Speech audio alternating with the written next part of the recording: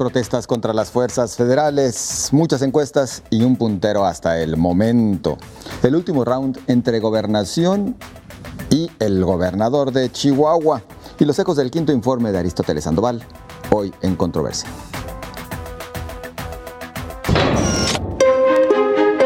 Segov contra Chihuahua. Primer round. El gobierno federal se comprometió a entregar a Chihuahua 900 millones de pesos que el gobernador Javier Corral reclamó para su entidad. Corral acusó que Hacienda retenía esos recursos en represalia por la detención de Alejandro Gutiérrez, exsecretario general adjunto del PRI, vinculado con un presunto desvío de recursos públicos a campañas priistas. Hacienda, en su momento, negó un uso político de la asignación de presupuesto para los estados. Otro de los puntos alcanzados fue que la PGR lleve a cabo las solicitudes de detención inmediata con fines de extradición en contra del exgobernador César Duarte. Javier Corral, gobernador de Chihuahua, realizó la caravana por la dignidad, la cual duró 15 días.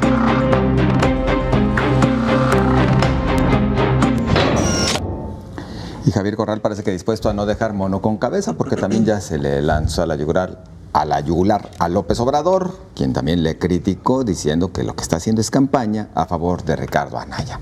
Saludo a mis compañeros aquí en Controversia. Sonia Serrano, buenas noches. ¿Qué tal? Muy buenas noches. Julio Ríos. Buenas noches. David Gómez Álvarez. Buenas noches. Y Jaime Barrera, muy buenas noches. José Ángel, buenas noches a todos. ¿Gana Corral? Sí, yo creo que es un ganador neto de la disputa con la Federación por varias razones. Primero, porque efectivamente está en campaña, no solo por la coalición o el Frente por México, sino directa y personalmente por su candidato, que es Ricardo Anaya. Y también gana porque logró básicamente todos sus cometidos, es decir, que le reconocieran el adeudo de los 900 millones de pesos, que ya se los van a transferir. Eran Segundo, 700, eran 700 y hasta le tocó pilón. Segundo, la aceleración de las órdenes de aprehensión contra Duarte. Y tercero, una discusión del federalismo fiscal en este país que ayuda también a otros gobernadores, aunque no necesariamente solo de su partido, sino en general. Y por supuesto que hay unas concesiones ahí, parte de la negociación, que las que no gana, pero son menores. Creo que el mensaje o la lección de esta disputa entre un gobernador y la Secretaría de Hacienda tiene que ver justamente con la arbitrariedad y la discrecionalidad con la que se manejan los fondos federales, sobre todo los de las partidas especiales, como es el ramo 23 del presupuesto de egresos de la Federación, que se ha dicho históricamente que es opaco, discrecional y que no obedece a reglas, a criterios. Y en ese sentido, creo que en el fondo, independientemente de que uno simpatice o no con el personaje o con las intenciones políticas del gobernador, creo que tiene un punto de razón en cuanto a que ese tipo de fondos no se pueden manejar discrecionalmente de esa manera. Y en ese sentido, pues es para mí, una victoria rotunda de Corral, porque además alebrestó a otros gobernadores y a otros candidatos y a otros aspirantes en su paso hacia la capital de la República, y se convirtió hoy por hoy en el gobernador más notorio, con más proyección de toda la República. Desde un criterio eminentemente político electoral, ¿qué tanto baña o beneficia Corral a Ricardo Anaya? A ver, sí le ayudó en el sentido de que puso en el centro el papel de aparente complicidad que pudo haber tenido el extitular de Hacienda, José Antonio Meade, candidato presidencial del PRI. En ese sentido ayudó. Creo que la victoria podría quedar empírica si lo que estaba de fondo y lo que entusiasmó del movimiento Chihuahua que encabezó Corral es el tema de acabar con el pacto de impunidad al que tanto hizo referencia, en el sentido de estos modelos de triangulación para desviar dinero de los recursos discrecionales que le da Hacienda a los gobernadores, y que él aseguró que como en Chihuahua seguramente se daban en muchas otras partes del país. En ese sentido, ojalá que este arreglo no haga bajar el ímpetu que había en la Fiscalía de Chihuahua para seguir investigando este pacto de impunidad, y que el intercambio que hizo de dar al detenido Alejandro Gutiérrez a una cárcel federal no disminuya estas investigaciones y se llegue al final de la investigación, ¿no? De este desvío de inicialmente de 250 millones para las campañas de Chihuahua en los tiempos del gobernador Duarte, que además otra de las demandas es que se acelere su extradición. Y por otro lado, que también se siga discutiendo y no quede nada más ahí el tema de la discrecionalidad con la que la Secretaría de Hacienda reparte los recursos a los estados para premiar o castigar a los gobernadores que se alineen o no a las políticas federales o a las situaciones políticas del momento. Creo que esas discusiones tienen que continuar para que el movimiento Chihuahua deje algo más allá de un triunfo para un solo individuo como es el gobernador de Chihuahua, Javier Corral. Sonia, tú has insistido en diferentes ocasiones que este caso, el de Chihuahua y todo lo que se ha investigado y las detenciones, bueno, pues ya demuestra que ha sido el más simbólico en el combate a este tipo de actos poco transparentes o incluso desviaciones, en los gobiernos. Ha sido así porque ha tenido consecuencias en un país en donde no hay consecuencias. No pasa nada. Tú puedes hacer lo que sea, puedes matar, puedes robar, puedes desaparecer, puedes abusar del poder y no sucede nada.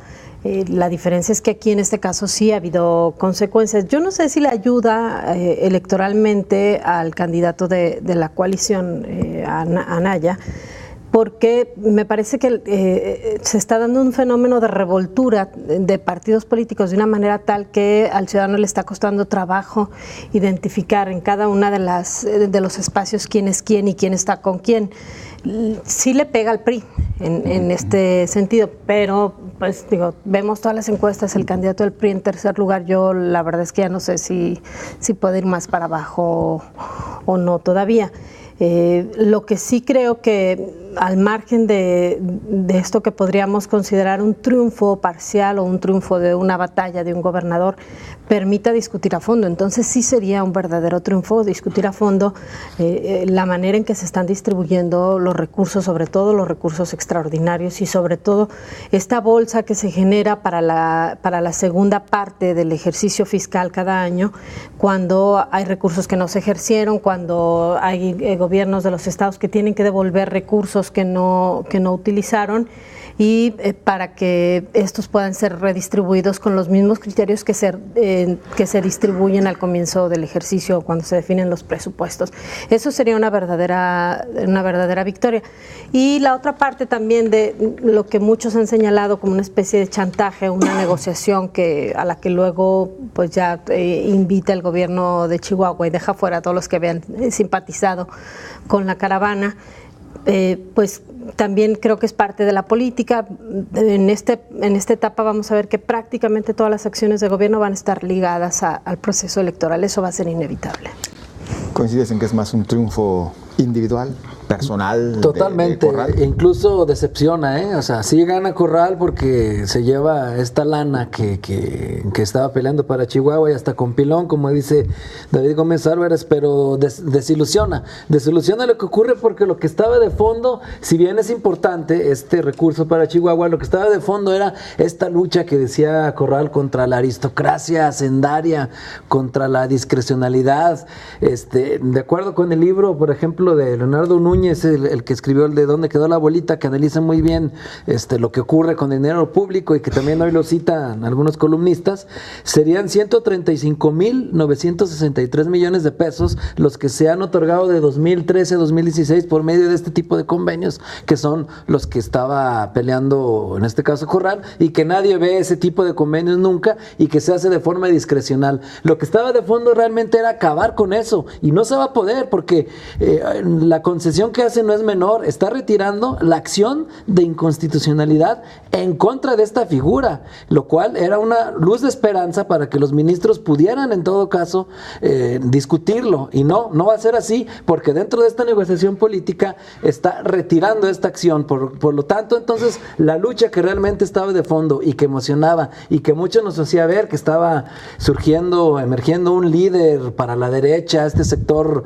que está huérfano, tan vapuleado por las alianzas ideológicas, y que decía uno, por fin un líder natural para la derecha, para el PAN, y que lo hace el estilo de lo que lo hicieron sus antecesores con marchas, pues finalmente te está tirando la toalla en lo que era realmente fundamental, que era esta lucha contra la discrecionalidad en este manejo de los recursos. Y no llama la atención, perdón, sí, David, el hecho de que Ricardo Anaya nunca adquirió como propia esta lucha de Corral. Pues yo creo que se cuidó de no quitarle la bandera y de no arriesgarse demasiado, pero sí, en efecto, hay una parte que desilusiona en cuanto a la negociación política, pero para Corral era más importante, supongo, tener los 900 millones y lograr a Duarte extraditarlo, que ir al fondo, que puede tomar meses, cuando no años. Pero yo creo que el asunto ya no va a ser igual. Yo creo que hay muchos actores políticos, académicos, analistas que están discutiendo el tema de las transferencias y que creo que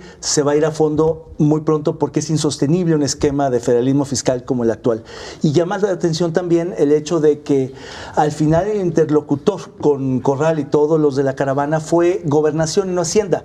Relevaron por fin Hacienda, y no solo eso, sino que Hacienda se contradijo, porque en un principio decía que no había dinero y que no reconocía ese deudo. Al final fue Secretaría de Gobernación la que dice: sí hay fondos y reconocemos el adeudo, pero pues en el toma y daca piden a Corral retirar esta controversia. Pero creo que muchos otros gobernadores se van a subir al barco porque ellos no estuvieron en la repartición del pastel. Rapidito Vieron que ya les dan hasta pilón. Le doblaron la beligerancia muy rápido. Exacto. Y bueno, efectivamente, Alfonso Navarrete Prida, el secretario de Gobernación, pues sí hace ver mal a José Antonio González, el nuevo secretario de Hacienda, que aseguró él y todos sus funcionarios menores que no se debía nada, que ese convenio se cumplía si había recursos disponibles o no. O sea, pues, pero buenos oficios, el señor Navarrete, ahí buenos oficios. Los dejó muy mal parados, ¿no? A todos los funcionarios de Hacienda. Tenemos que ir a la pausa. Nosotros continuamos enseguida.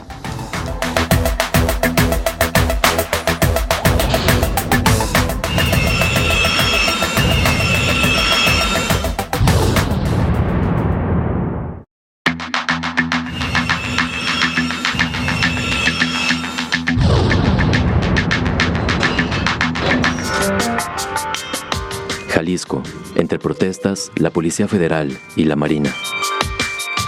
Habitantes de Ocotlán protestaron el pasado sábado contra la presencia de elementos de la Policía Federal y la Marina en el municipio, tal y como lo hicieron en marzo de 2017, cuando llegó la Fuerza Única. Como hace un año, ahora se asegura que hay una fuerte liga de policías municipales y autoridades locales con la mafia. El alcalde defiende a los uniformados. Señalan a los familiares de los ejecutados en el Rancho del Sol de Tanuato, Michoacán, el 22 de mayo de 2015, los que iniciaron los disturbios. La Fiscalía General del Estado informó que elementos de la corporación continuarán con operativos de vigilancia en la zona y que no permitirá en Jalisco este tipo de acciones por parte de ciudadanos. Así como en Ocotlán, en la zona sur de Jalisco, algunos pobladores se oponen a la presencia de la Marina, por lo que realizan bloqueos carreteros, manifestaciones y exigen su salida.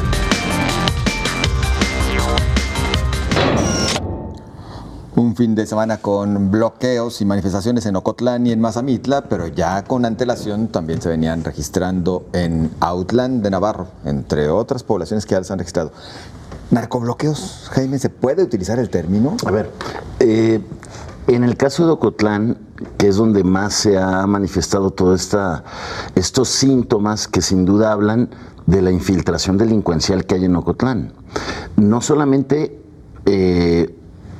seguramente de parte de algunos policías, algunos funcionarios, sino también te habla de la base social que tienen ya los grupos de la delincuencia organizada que se disputan o que dominan esa zona del Estado, esa región del Estado, pese a que desde que se detectó y desde que se dio aquella agresión en marzo, por allá de 2015, cuando recién anunciada la Gendarmería Federal, que es una corporación que nace en el gobierno de Enrique Peña Nieto, esta agresión que hubo donde cayeron cinco gendarmes, y que luego, 2 meses después, hay una especie, un operativo de la Policía Federal que, más que buscar rescatar un rancho que supuestamente había sido posesionado por estos sicarios, presuntamente del cártel Jalisco Nueva Generación, que la mayoría era de Ocotlán, allá en Tanuato, Michoacán, como se refería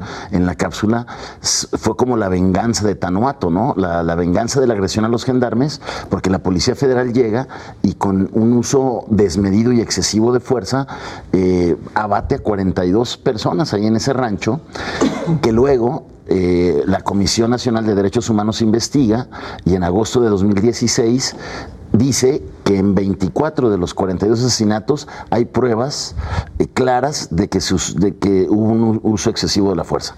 Bueno, lo que está claro ahí es que ese tipo de manifestaciones, de represiones policiales, lejos de recuperar a las comunidades donde ha permeado el narco, lo que hace es polarizar las posturas. Esta no es la primera, esta es la tercera o cuarta manifestación que hay en Ocotlán y que se empiezan a repetir en otras zonas donde también hay fuerte presencia de los grupos de la delincuencia organizada. Entonces, es una muestra más de que las autoridades deben de coordinarse mejor para tratar de recuperar el tejido social, que esto es una muestra de que está roto. Quienes salen a manifestarse son prácticamente los mismos, los familiares de estas personas que fueron abatidas y que en entrevistas periodísticas que ha habido reconocen que sus familiares muertos efectivamente estaban o pertenecían a las células delincuenciales que operaban ahí, pero que con razón denunciaban una violación flagrante de los derechos humanos y de abusos policiales que quedaron claros incluso en ese informe de la Comisión Nacional de Derechos Humanos, que obligó, recordarán ustedes, a la renuncia del quien era el comisionado general de la Policía Federal, ¿no? de aquel entonces, que tuvo que renunciar. Entonces, bueno, ahí está. Y están detrás de estas marchas todos estos agravios que se dan en estas comunidades y que ven mal la presencia de las fuerzas federales, como vieron también mal en marzo del año pasado, cuando la Fiscalía General ordenó desarmar y tomar el control de la Policía Municipal de Ocotlán. El año pasado también salieron no a protestar por la presencia de la Policía Federal, sino para que regresaran los policías municipales que pues seguramente tienen muy buenas relaciones con ellos. ¿Cómo diferenciar, Sonia, entre, protestas que estuvieran patrocinadas eventualmente por los grupos delictivos y aquellas de ciudadanos que dicen, es que también somos víctimas de violaciones a nuestras garantías individuales por parte de los elementos de seguridad? Bueno, para empezar, nadie puede tampoco deslindar o asegurar que las corporaciones federales no están ligadas o no están cuidando también la supremacía de un cártel que, como dice el gobernador, está controlado. El problema yo creo que sigue siendo la falta de labores de inteligencia y el que se están violando todos los procesos. Es decir, si quienes participaron en este recuento que hace Jaime, que afortunadamente se va un poco más atrás porque no empieza en Tanuato, empieza con el tema de los policías que perdieron la vida en Ocotlán. Si en ese momento se hubiera abierto una investigación y la investigación hubiera seguido el curso normal, creo que todo esto no estaría pasando. Lo que sucede es que las corporaciones federales van y invaden este rancho y acuden a ejecuciones sumarias, es decir, son homicidios, aun cuando hayan sido estas personas de Ocotlán que estaban en Tanuato, quienes cometieron estos delitos, tienen derecho a ser procesados y a que se les investigue. El problema es que las corporaciones federales hacen justicia por su cuenta sin que se sigan los procesos y nadie hace nada. Es decir, ni las autoridades estatales ni las autoridades municipales han estado respaldando a la gente. No es el único municipio en donde hay en este momento efervescencia en contra de las corporaciones federales. Vimos lo que está sucediendo en la costa, las protestas que ha habido en Autlán, la desaparición de un joven a manos de la Marina en la zona de la costa.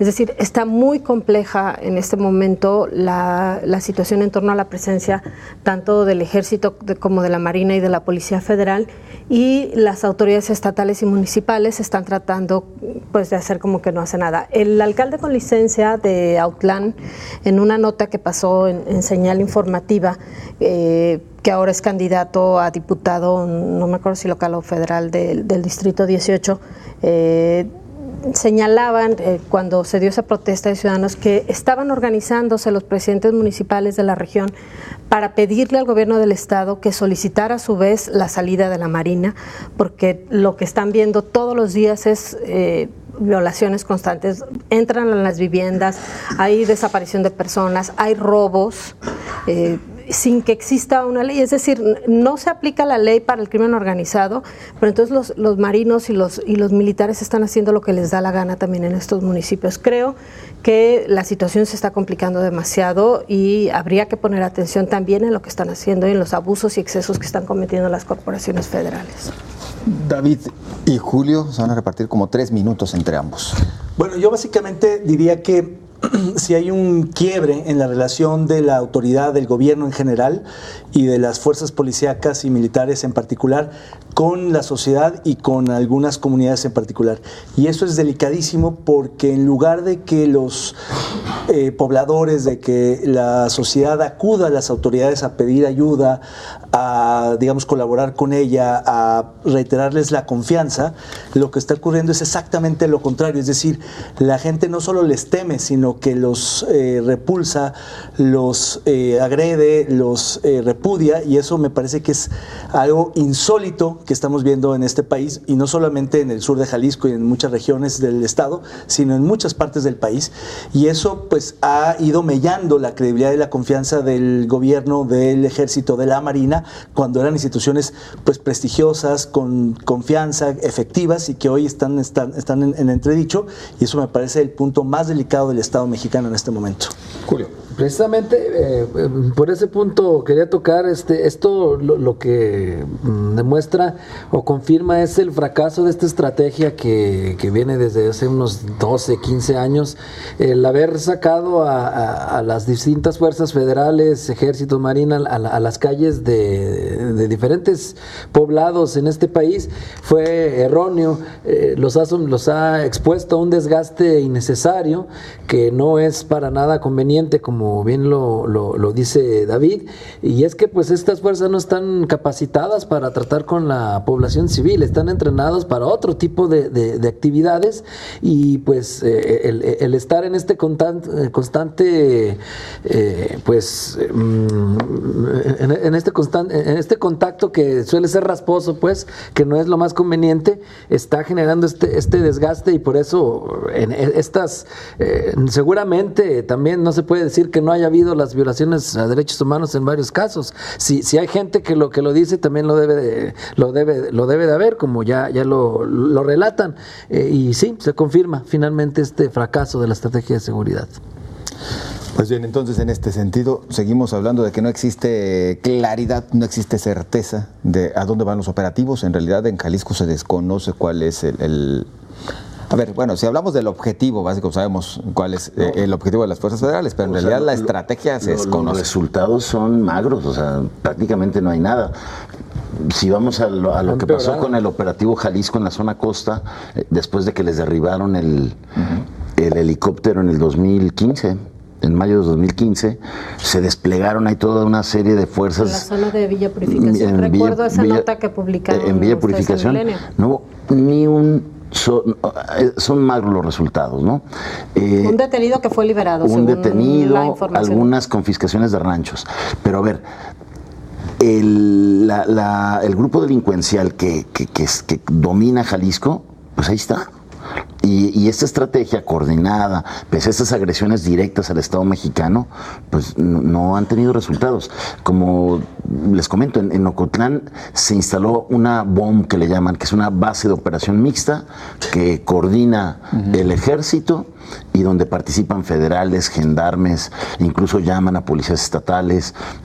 Por ahí alguna información le piden a los municipales. Se colocó en Ocotlán desde antes de la agresión a los gendarmes.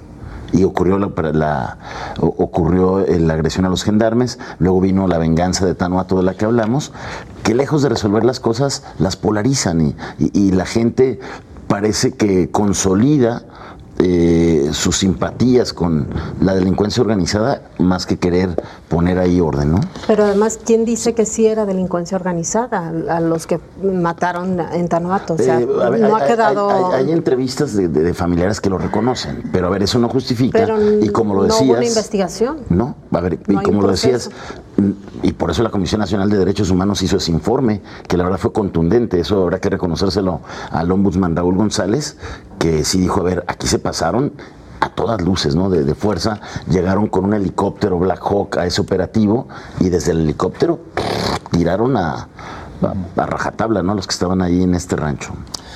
Vamos a los comentarios de ustedes a través de las redes sociales. Muchas gracias por seguir a @canal 44 TV y participar también con su opinión por la vía de Twitter. Bueno, regresamos y vamos a algunos de sus comentarios, así que no se vayan.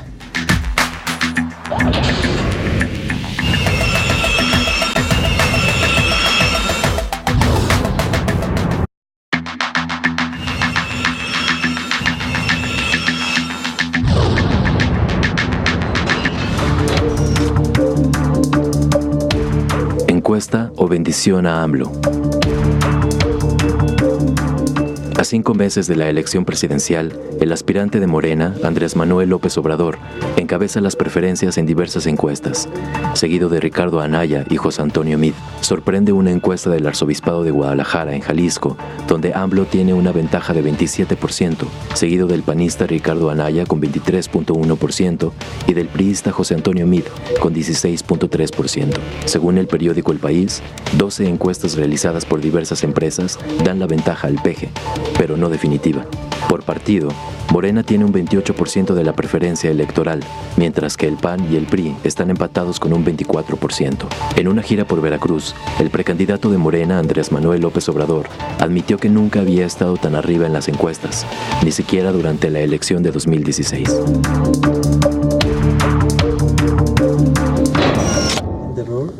Y bueno, tendríamos que sumar aquí lo que John Ackerman viene diciendo, oigan. Creo que tendremos que tocarlo en algún momento, de que si no gana López Obrador, habrá fregadazos, por decirlo de una forma menos cruda de como lo comenta o como con el John nombre del rancho Ackerman, del como, Peje, ¿no? Ajá, exactamente, como lo diría Diego Petersen, ¿no? Él sí lo diría sin pelos en la lengua. Interesantes todos estos ejercicios, ¿eh?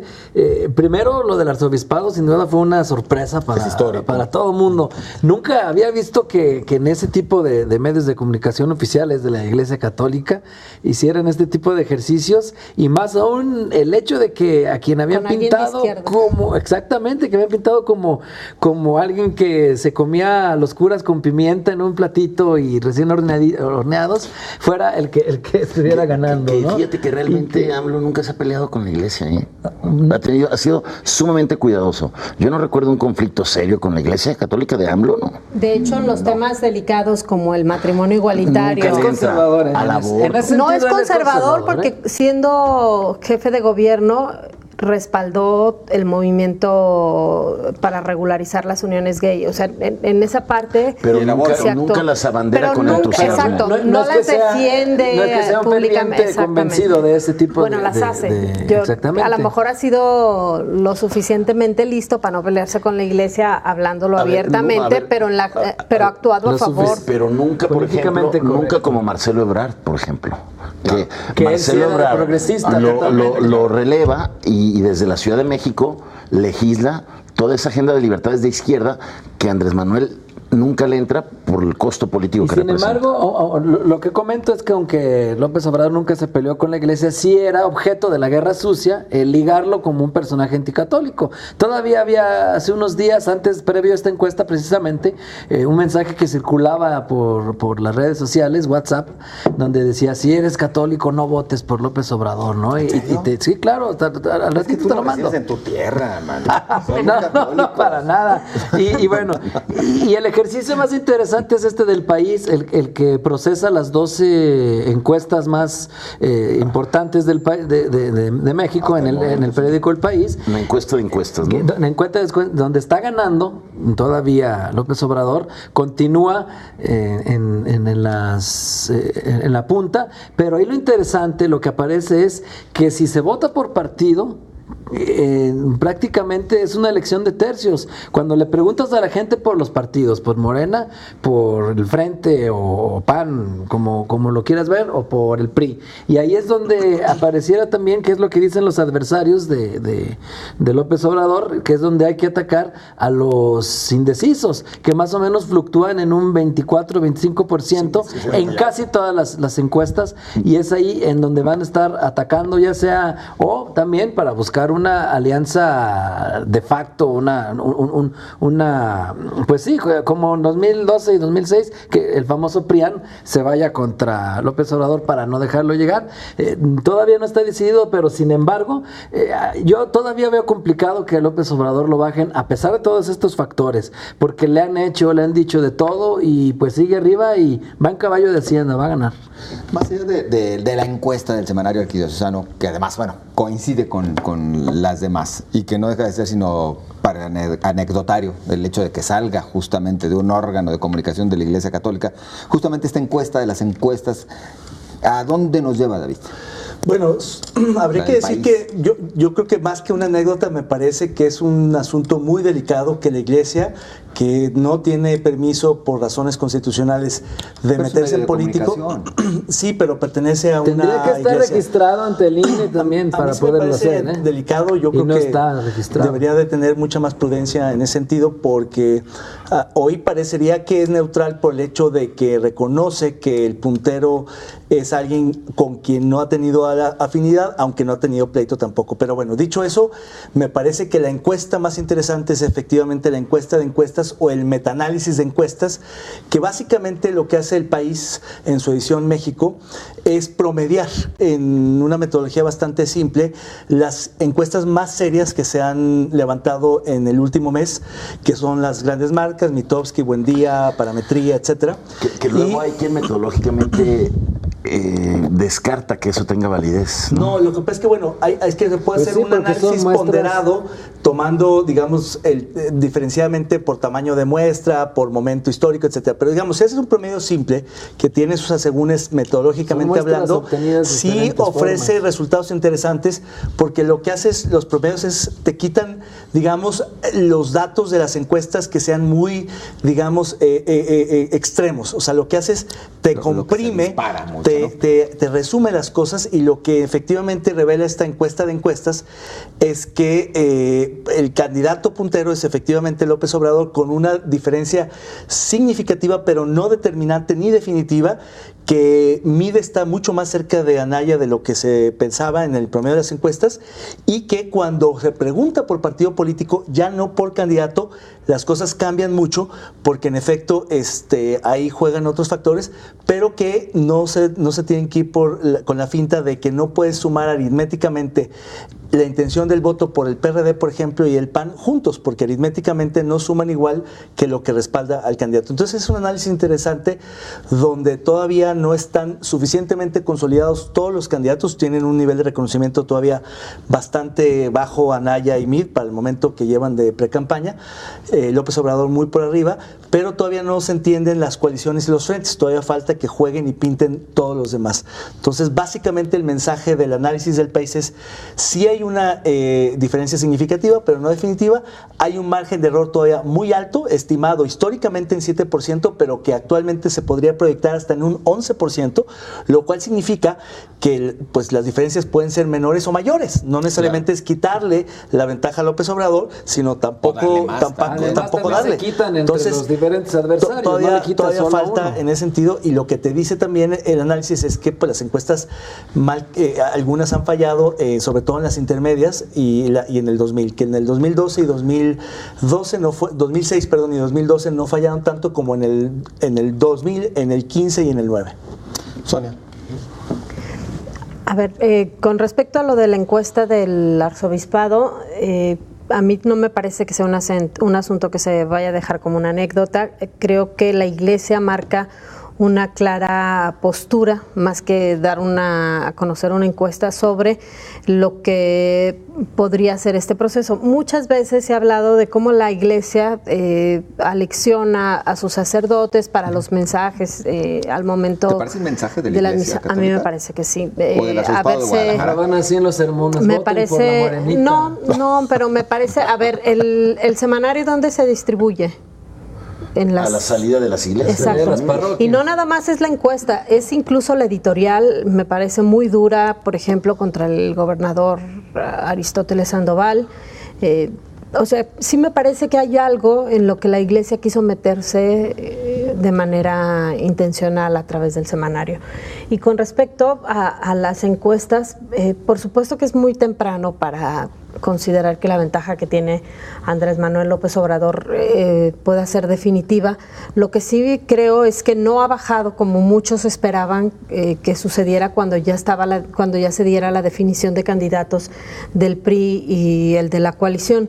En este sentido, creo que la indecisión que en los procesos anteriores, sobre todo hace 3 y hace 6 años, más que indecisión fue la decisión del ciudadano de guardárselo y salir a votar de manera, una especie de voto de castigo, más que no saber por quién votar. Creo que pudiera darse, y en este sentido creo que es muy complejo decir que esto le pegaría a Andrés Manuel. Yo no creo que estos 7 puntos u 11 puntos que pudieran darse como margen de error habría que quitárselos a alguno de los candidatos. Creo que más bien pegarían de forma general, y habría que esperar qué está sucediendo entre los ciudadanos que se están guardando el voto. Creo que hay factores que pueden ser determinantes. El tema de la economía, a pesar de todo lo que ha sostenido el actual gobierno, al ciudadano común y corriente le está pegando el tema de la gasolina, la imposibilidad de cubrir siquiera la canasta básica para más de la mitad de los mexicanos, también el tema de la inseguridad que está pegando en muchas partes y que tiene autores. Esos son los factores que sí creo que pueden marcar una diferencia. Cada peso que sube la gasolina va a ser puntos que va perdiendo el PRI. Por supuesto. Ahí la cuestión es quién nos va a ganar. Si Anaya va a ser lo suficientemente hábil para capitalizar todo eso, o López Obrador, que parece ser que eso sí, desde las últimas mediciones López Obrador ya no está creciendo. Eso sí es... Parece que tiene un techo, ¿no? Exactamente. E incluso en alguna encuesta de encuestas que también se hizo tipo la de El País acá, también lo que se ve es que Andrés Manuel ha bajado algunos puntos y los indecisos van en aumento. ¿Cómo eres? Sí, eso también es otra cosa que se confirma en la encuesta del País. Y de la del semanario, pues muy interesante que el órgano oficial del Arzobispado de Guadalajara, de la Iglesia Católica, lance esta encuesta justo cuando Andrés Manuel vendrá el domingo a cerrar aquí en Guadalajara su precampaña electoral, ¿no? Entonces, desde luego que habrá que ver cuál fue la intencionalidad política ahí, y que dice poco de la elección local, ¿no? También uno medio te cuestionas eso, de que no midan lo local y midan nada más lo nacional. Entonces, bueno, Pues dicen que en la próxima. Tal vez, ¿no? En el de este fin fin de semana. Ahí hay que ver el pendiente que tiene el alcalde de Guadalajara con todo este tema del sincretismo, ¿no? Y en el a ver qué cierre sale del ahí peje. y si siguen los mensajes políticos en el semanario. Bien. Y lo otro también que llama la atención es que esta cercanía PAN y PRI, pese a la mucho mayor exposición de Anaya que la de Mitt, ¿no? Y en el cierre del peje en Jalisco va a haber anuncios sorpresivos, ya lo verán. No, pues danos el anticipo, si ya lo Ya sabes. suéltala. Incorporaciones ahí a Morena y algún candidato. ¿Te refieres al de- Y algún candidato sorpresivo, ya verás. ¿Alberto Uribe, te refieres? Alberto Uribe ya está. Que va a ser diputado plurinominal Está la por negociación para ser el coordinador de la bancada, por ejemplo. De la bancada de Morena. Y que pueden cambiar a Carlos Lomelí de última hora, también dicen. ¿Por Uribe también? Bueno. hay que Eso estar está un pendientes. poco más complicado. Continuamos enseguida. Todo puede pasar.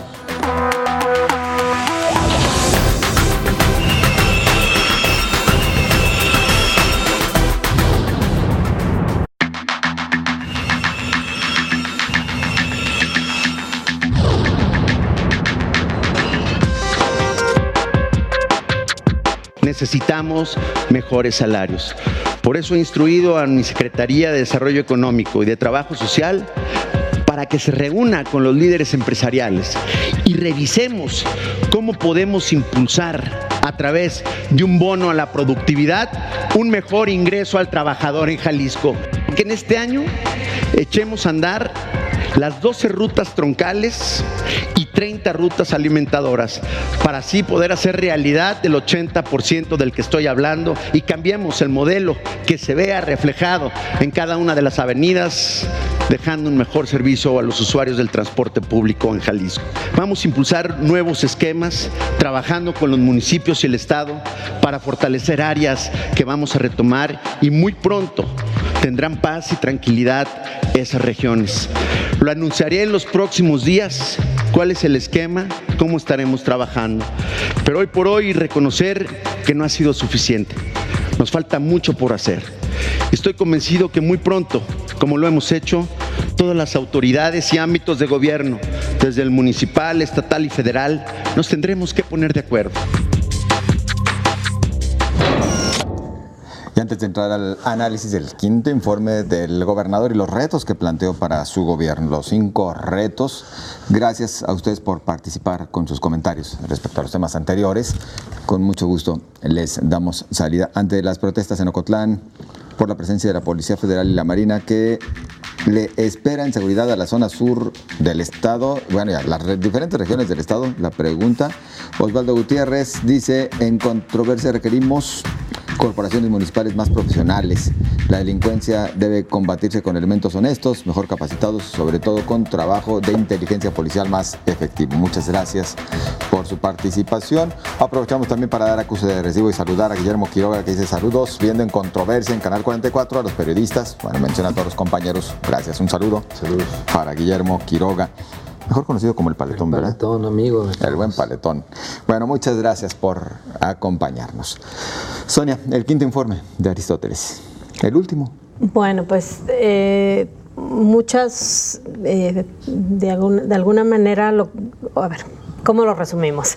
Si revisamos MIDE, por ejemplo, ese tema que tanto le costó aquí a David Gómez Álvarez,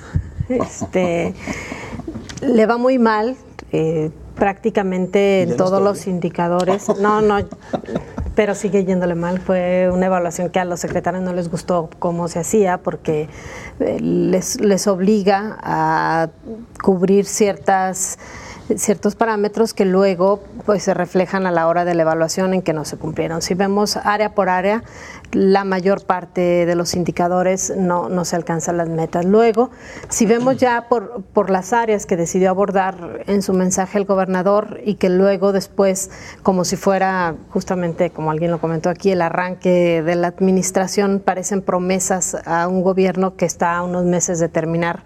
Hay quien dice que ya el 1 de julio se acabó, aunque todavía le quedan unos días por ahí. Pero en materia de seguridad, el Estado tuvo en 2017 el año más violento. En materia de medio ambiente, de todos los indicadores no se cumplió ninguno. Hemos tenido el mayor número de contingencias ambientales. La calidad del aire es terrible. Ninguno de los grandes proyectos se ha terminado. Quizá alcancen a terminar el tren. El gobernador asegura que así será, pero todavía hay dudas por muchas de las obras que tendrían que acompañar a la línea 3. El tema del agua, que tanto se le enredó, ni siquiera menciona, a pesar de que él aseguró unos meses antes que va a la presa El Zapotillo, que se retoma el proyecto del Purgatorio, ni siquiera menciona el tema en su mensaje. Y de los retos que lanza, en el caso del transporte público, estamos a menos de un año, no ha podido sacar más que una ruta y mal organizada, ni siquiera está cumpliendo ni con el número de camiones, ni con el número de frecuencia que se había anunciado. Una farsa esa ruta. Por supuesto, y los transportistas siguen en protestas porque están muy molestos por la forma en que se sigue estructurando. En el tema de la separación cuestión de la Fiscalía, aunque esté ya la iniciativa, no hay la comunicación con las fuerzas políticas, al contrario, siguen los enfrentamientos y las rupturas con motivo del proceso electoral. Entonces yo no veo los ajustes políticos para que se impulse esta separación que tendría ya que haberse dado por el sistema anticorrupción. Tranquilo. El tema de la fiscal contra desaparecidos, seguimos sin saber por qué se fue, y las especulaciones de que no encontró condiciones para abrir ninguna de las carpetas de investigación son cada vez más fuertes. El tema de los salarios, dicen que hay un estudio de lo que ganan los empresarios y lo que pagan de salarios y una gran proporción de diferencia, pero tampoco lo dan a conocer. Es decir, tampoco queda muy claro cómo va a cumplir con estos objetivos. David. Bueno, a mí me parece un gran resumen el que hace Sonia, y yo quisiera más bien como poner, digamos, el énfasis en lo que significa un informe de gobierno. Y creo que ahí no solo Aristóteles, sino todos los políticos y gobernantes de este país y de la región de América Latina confunden la campaña con el informe, con las promesas, con los resultados, es decir, se mezcla absolutamente todo. Yo creo que un parámetro importante para medir el estado que guarda la administración pública, que es como constitucionalmente se define un informe de gobierno, tendría que ser contra las propias metas, las promesas, los compromisos que están establecidos en los instrumentos oficiales, como el plan de desarrollo, sea sectorial, estatal, regional o de cualquier naturaleza. Y el problema es que los informes de gobierno, tanto en el discurso como en el que se entrega, pues se mezclan aspiraciones con logros, con retos, con estadísticas, digamos, manipuladas, con diagnósticos. Realmente es un desorden conceptual lo que ocurre en este tipo de ejercicios, donde no sabes si está hablando en el primer año, en el quinto, si habla de su gobierno o de la sociedad, o del esfuerzo de las instituciones, o de los logros de los empresarios. Porque muchos de los temas que decía Sonia, en efecto, pueden ser atribuidos o en términos negativos al gobierno, que no hizo o no cumplió su parte, pero hay otros logros que también se atribuyen los gobiernos que tampoco son imputables a ellos, que tienen que ver mucho más con la inercia, con los mercados, con la industria, con la globalización, que se cuelgan las medallitas los gobernantes cuando les conviene y se deslindan. Por ejemplo, en toda el área económica pareciera que fue un buen gabinete, cuando en realidad no lo fue. Es decir, lo único que hicieron, como algunos periodistas lo han dicho, es no estorbar, que en el caso de algunos secretarios, como el de la economía, que es mucho, reconocerle la manera en que facilitó las cosas, pero realmente sin una idea de política económica. En otros casos, como el ambiental, es un desastre total, atribuible también a momentos de sequía, a malas temporales, pero en términos de política ambiental es una de las áreas pues más malas del país, no solo del Estado. Entonces es muy difícil, al escuchar un informe de estos o leer un informe, que eso nadie lo hace, ni los diputados que deberían de hacerlo, ni en la glosa legislativa, realmente saber cuál fue el esfuerzo institucional gubernamental de este año, porque además año con año los gobernadores, los gobernantes van sumando logros y repiten los del primer año, los del segundo, los del tercero, los del cuarto, los del quinto, incluso se atribuyen logros de las administraciones anteriores, y además meten retos, meten las estadísticas a modo y nunca realmente se sientan a ver cuáles metas cumplieron y no. Una perla, se cumple uno de los objetivos en Protección Civil porque se llevan a cabo los macrosimulacros del 19 de septiembre, te lo juro, eso dice el informe. Así que imagínate. A ver, de lo bueno, lo malo y lo feo de lo que han sido estos 5 años de gobierno lo comentamos desde la semana pasada. Añadiría yo que estos retos, que aparte de todos los pendientes que tiene el gobierno de Aristóteles Sandoval en temas ambientales, en tema del transporte, en el tema del agua, el hecho de que se fije estas 5 metas que tiene que ver con pasar de la cantidad a la calidad en el tema de los empleos, porque bueno, ahí está el récord de empleos, es importante y hay que reconocerlo, son el doble de empleos que en los últimos 12 años. Y el gran cuestionamiento fue qué calidad de empleos, qué calidad de salarios. Entonces, a ver, habrá que ver, y él se está poniendo una ruta de cierre en estos 10 meses, que es ambiciosa, y que ojalá en bien de todos los trabajadores asalariados se logre ese acuerdo para que los empresarios tengan una mejor distribución de ese aumento de 11% por hora en la productividad. Ojalá. Y se debe de sentar ya con las cúpulas empresariales. Yo sondé a algunos y dicen, estamos de acuerdo. Entonces, bueno, Habrá que ver cómo operativizan ese reparto y cómo se refleja en un aumento al ingreso de los trabajadores, que es un asunto urgente y que vendría a dinamizar la economía en un momento crítico. 3 tienen que ver con seguridad, que es el tema crítico, ¿no? Destacaría yo esto de que le asigna al Comité de Participación Social el nombramiento de la o el fiscal para los desaparecidos, que es un problemón en Jalisco. Que ya tienen, ¿no? Según dijo... Pues, yo esperaría que el Comité de Participación Social diga pues, si llenan o no llenan el perfil, los que ya están, o denos chance de buscar a otro. Ojalá también las organizaciones de la sociedad civil que están pendientes de la construcción del sistema estatal anticorrupción le tomen la palabra, presionen a la clase política y gubernamental para que no pongan de pretexto la elección y se nombre cuanto antes a un fiscal autónomo del Poder Ejecutivo, que eso también medio lo quieren escamotear, ¿no? Lo promete también, ojalá se haga. Pero tienes que hacer primero la reforma para separarlo. Bueno, hay que trabajar en eso, pero hay que hacerlo Más y que no patear el bote, ¿no? Y de lo que decía David, el tema es que desde entrada no hay una armonización entre lo que prometen en campaña y lo que luego ponen en el Plan Estatal de Desarrollo. Desaparecen las promesas, no están ahí. Y por eso, pues, luego por eso es complicado darle seguimiento metas a ese plan. Que luego Tienes no 30 se pueden segundos. ni cumplir. Rápidamente. No, pues así nos tocó. En este acto que con este formato pareció un stand-up, también hubo chistes, ¿no?